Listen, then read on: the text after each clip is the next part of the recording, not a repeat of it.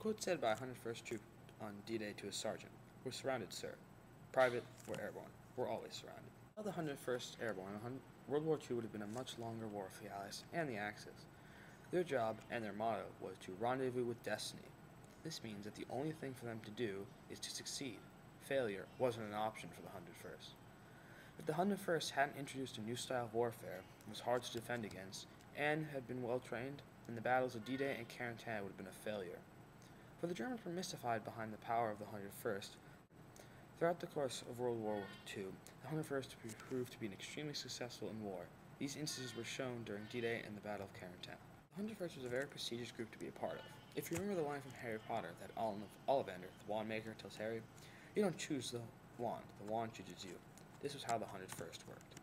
The wand being the 101st, and you and Harry, well, being the soldier that they picked. For a person to even be in the 101st, you had to be a great soldier, and you had to be able to take lots of pain. When they were activated, they went to England to train until they were needed, which was D-Day. Men who were in the 101st usually wanted to be in the Special Forces. They did this as a stepping stone toward the Special Forces. These men were some of the best men in the Army. They had a daily 5-mile run, uphill and back. Then they had the rest of the days, daily drills, practice jumps, and packing and unpacking the parachute. The concept behind the 101st was a new style of aerial warfare. When they were first used in D-Day, the 101st had only been in service for about 5 years prior. People had experimented with the idea of using airborne troops. The Germans and other enemies had no clue how to defend themselves against the 101st.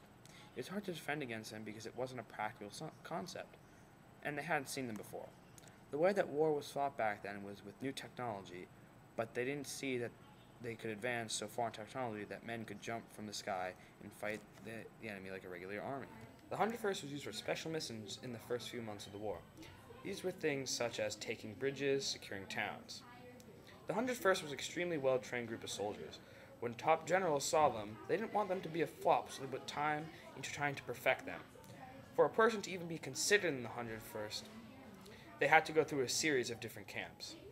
When the 101st were first used on D-Day, the Germans had never seen something like this before. When they landed, the Germans had no clue what to do.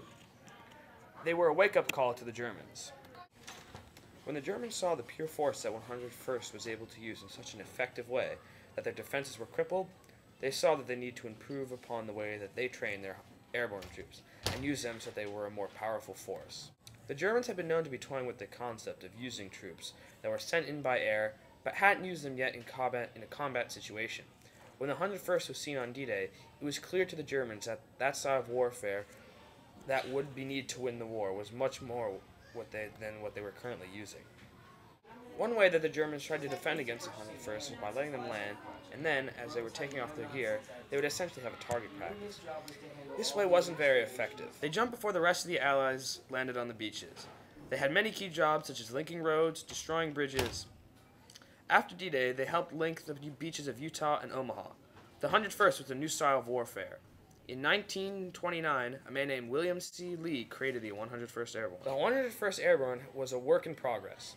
They weren't used to any type of war before World War II.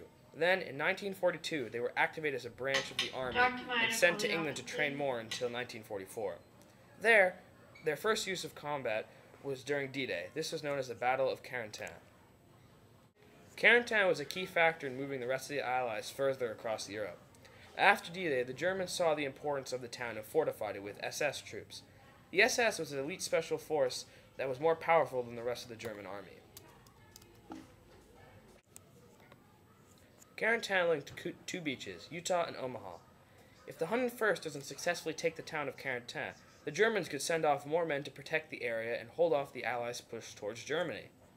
The 101st was successful and did take the town and made the push through Europe much easier. The town wasn't too big, yet it wasn't too small. The 101st was given the task of taking Carentan because they were deployed the farthest inland. The Battle of Carentan was a brief battle.